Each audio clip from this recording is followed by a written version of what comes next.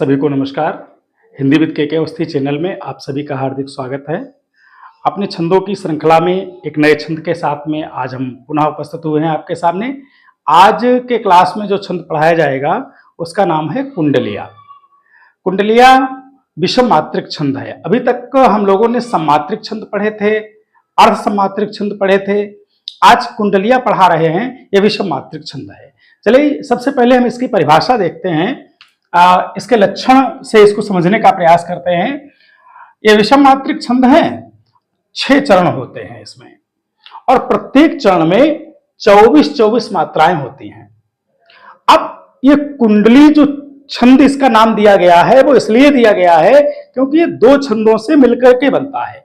इसके पहले 2 चरण जो होते हैं वो दोहे के होते हैं, और जो बाद के 4 चरण होते हैं वो रोला के होते हैं। तो दोहा और रोला, 2 चरण दोहा के और 4 चरण रोला के, कुल मिला के 6 चरण। तो दोहा और रोला मिलाकर के कुंडलिया बनता है।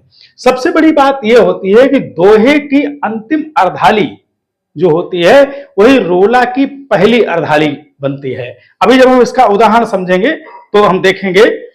और जिस शब्द से इसका प्रारंभ होता है उसी से यह समाप्त भी होता है।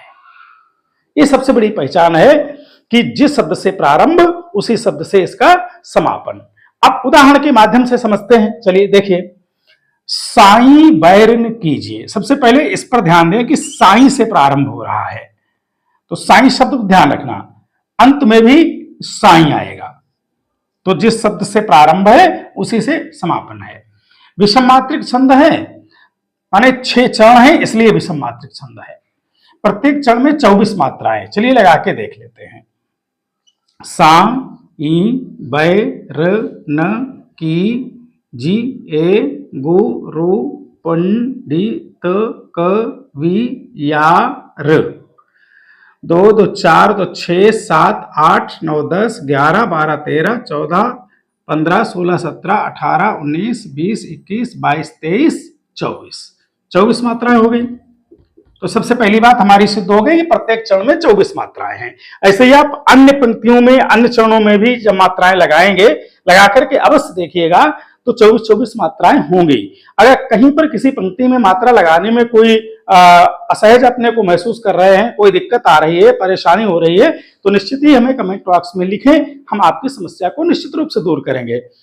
अब इसमें दिया है कि पहले 2 चरण में दोहा, तो ये 2 चरण जो होते हैं ये दोहा के होते हैं। अब अंत के जो 4 चरण हैं वो रोला के, माने 1 2 3 4, ये रोला हो गया। 2 दोहा रोला। अब दोहे की अंतिम अर्धाली वही रोला की पहली अर्धाली बनती है। अब दोहा की जो पहली अर्धाली, अंतिम अर्धाली है यज्ञ करावन हार। अब यहां से रोला प्रारंभ हो रहा है, तो वही पंक्ति उठ करके यहां आ गई, यज्ञ करावन हार। तो ये बात समझ में आ गई कि दोहे की अंतिम अर्धाली वही रोला की पहली अर्धाली बनती है। अब जिस शब्द से प्रारंभ है उसी शब्द से इसका समापन है। चलिए पूरा इसको पढ़ लेते हैं। साई बैरन कीजिए गुरु पंडित कवियार, बेटा बनिता पौरिया यज्ञ करावन हार। यज्ञ करावन हार राजमंत्री जो होई, विप्र पड़ोसी वैद्य आपकी तपय रसोई। कहे गिरधर कविराय जुगन सो यह चली आई, इन 13 को तरह दिए बनी आवे साई। बड़ा सुंदर संदेश दिया है इस कुंडलिया के माध्यम से। 13 लोगों से गिरधर कवि कहते हैं कभी बैर नहीं करना चाहिए। कौन कौन? गुरु, पंडित माने विद्वान, कवि, यार माने मित्र, बेटा बेटा पुत्र, वनिता स्त्री पत्नी, पौरिया दरवाजे की रखवाली करने वाला, यज्ञ करावन हार यज्ञ कराने वाला, और राजमंत्री जो हुई राजा का मंत्री, और विप्र बनाने ब्राह्मण, पड़ोसी और वैद्य या जो घर में रसोई बनाने वाला है, खाना बनाने वाला है वो। तो 1 2 3 4 5 6 7 8 9 10 11, 12 और 13। इन 13 को तरह दिए बनियावे साई। इन 13 लोगों से हमेशा बना करके रखो, इन 13 लोगों से हमेशा मित्रता का व्यवहार रखो, तभी समाज में कल्याण होना है। ये जुगन सो चली आई, ऐसा युगों युगों से चलता चला आया है। चलिए आज के वीडियो में बस इतना ही। निश्चित रूप से कुंडली आपको समझ में आ गई होगी, कुंडलिया छंद आपके समझ में आया होगा। अगर आप इसका स्क्रीनशॉट लेना चाहते हैं तो ले लीजिएगा।